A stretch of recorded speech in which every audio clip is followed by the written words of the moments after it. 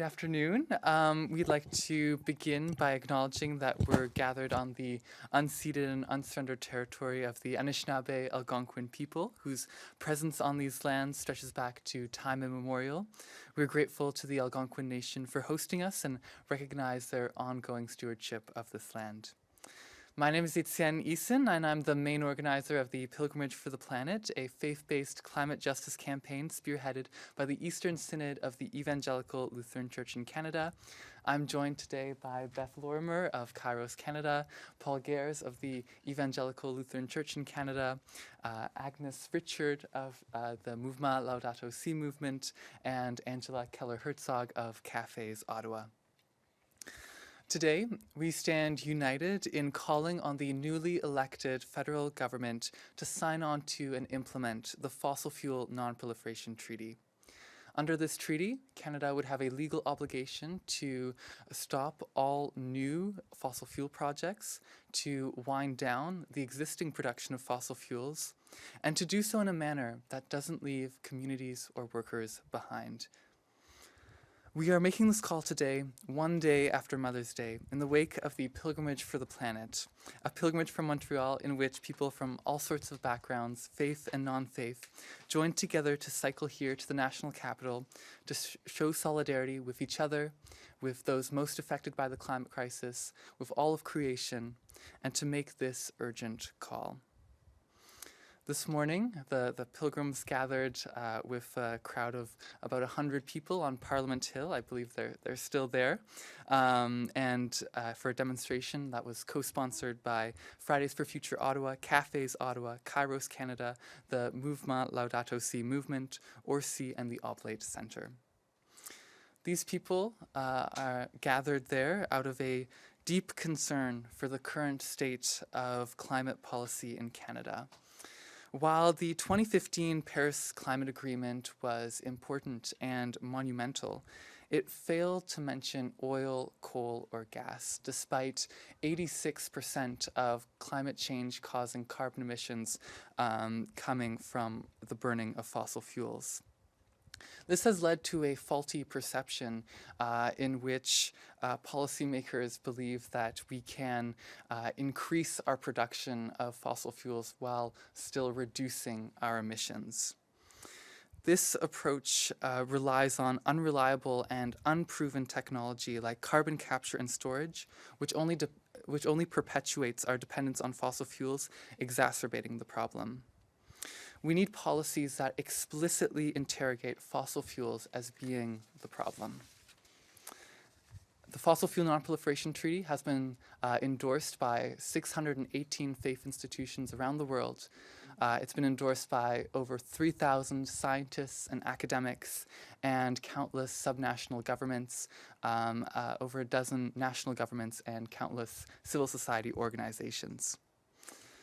Of course, we understand that when it comes to winding down the production of fossil fuels in Canada, there has been well-founded concern about the future and well-being of oil and gas workers.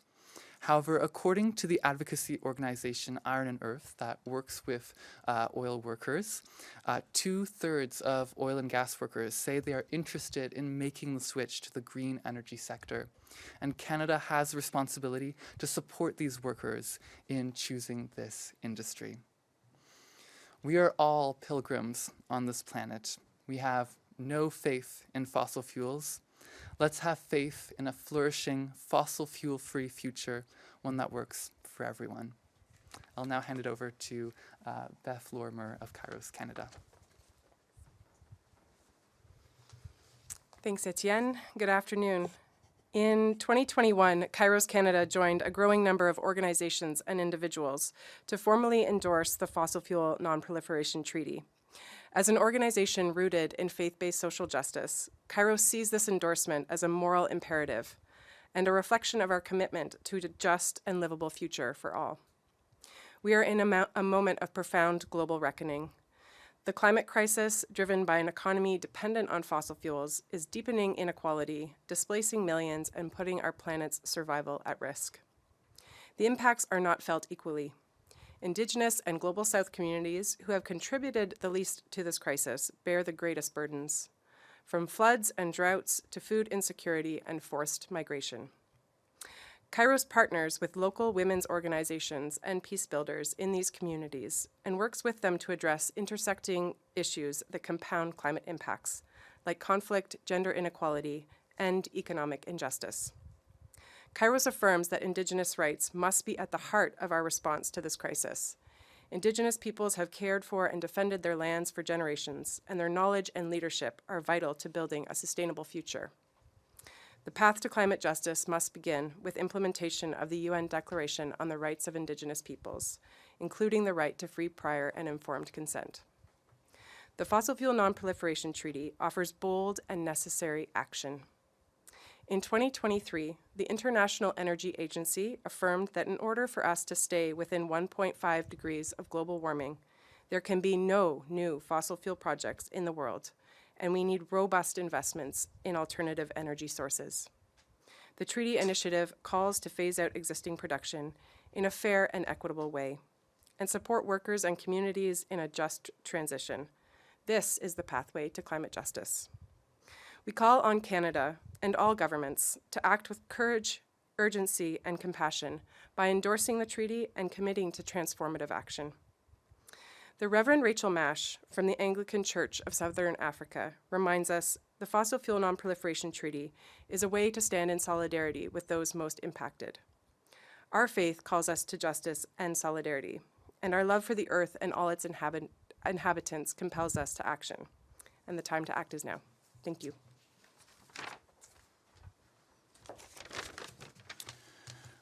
At its best, faith calls us into deep, respectful, caring relationship with all of creation.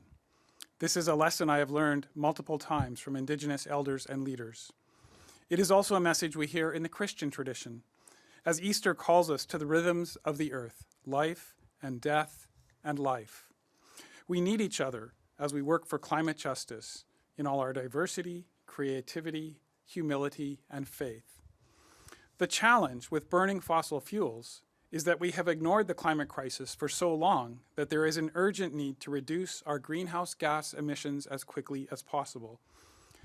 The Evangelical Lutheran Church in Canada, with 450 congregations and 75,000 members, supports the global call for a fossil fuel non-proliferation treaty as an expression of care for creation and out of concern for people nearby and far away, those most affected by climate change.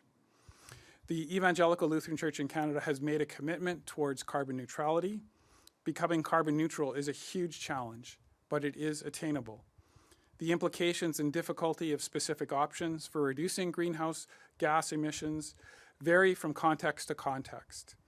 We understand the call for a treaty to be a call for nations, leaders, businesses, communities, and people of goodwill everywhere to work together to reduce our reliance on fossil fuels. I express my gratitude to the cyclists who made the journey from Montreal to Ottawa in order to raise awareness for the need for a fossil fuel treaty. Your pedal power is a reminder, inspiration, and encouragement to the Church.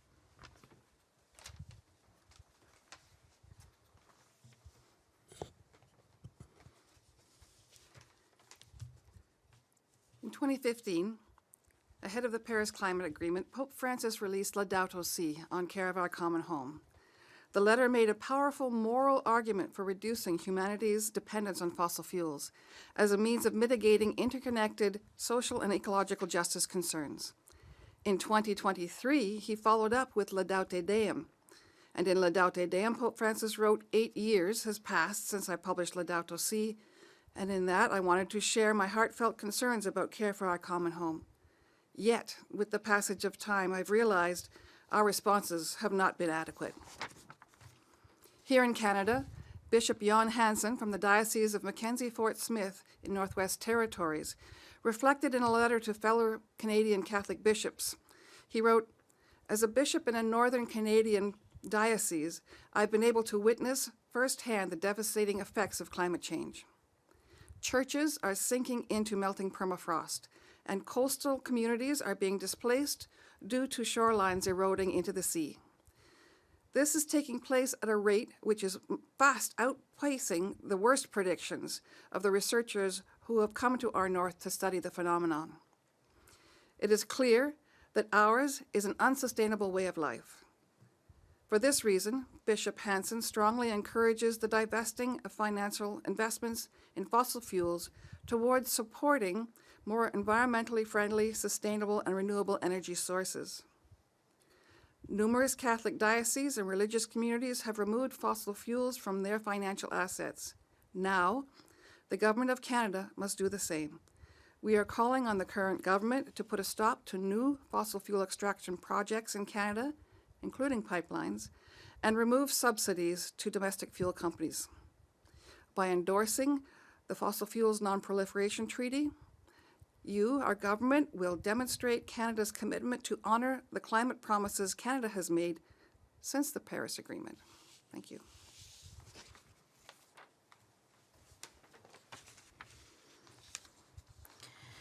Today, as representatives of faith institutions and civic organizations stand side by side, we affirm something powerful. Religion and science are fully aligned. We are called to be stewards of the land, and we are called to safeguard the stability of our planet's climate for the safety of humankind and for the protection of all species with whom we share this earth. And scientists have spoken. The fossil fuel path is destabilizing our climate, threatening biodiversity, and endangering our future. I speak on behalf of Cafés Ottawa, a secular network of over 40 community and environmental organizations and hundreds of local leaders here in the city of Ottawa. Earlier today on Parliament Hill, I spoke about the stark choice facing Canada. We can continue to subsidize and expand fossil fuels, entrenching a future of climate breakdown. The repeated open letters from the United Fossil Fuel CEOs are well known to the press. In Trumpian terms, they are demanding the extension of the fossil fuel energy age in the name of national security. Or we can choose a renewable electric future, one that brings cleaner air, better health, more jobs, real security. Energy security comes with unhooking from dependence on fossil fuels. Canada must endorse the Fossil Fuel Non-Proliferation Treaty. We must adopt the Elbows Up for Climate Plan. And our cities, starting with Ottawa, must fully implement local climate action and resiliency plans. Because we are all connected, because this is an all-hands-on-deck moment, and because today, science, faith, and civil society are standing together for climate justice, for future generations, and for hope. Thank you. Merci. Nous n'avons pas de questions pour le moment. We don't have any questions at the moment. This concludes the press conference. Thank you. C'est ce qui conclut cette conférence de presse.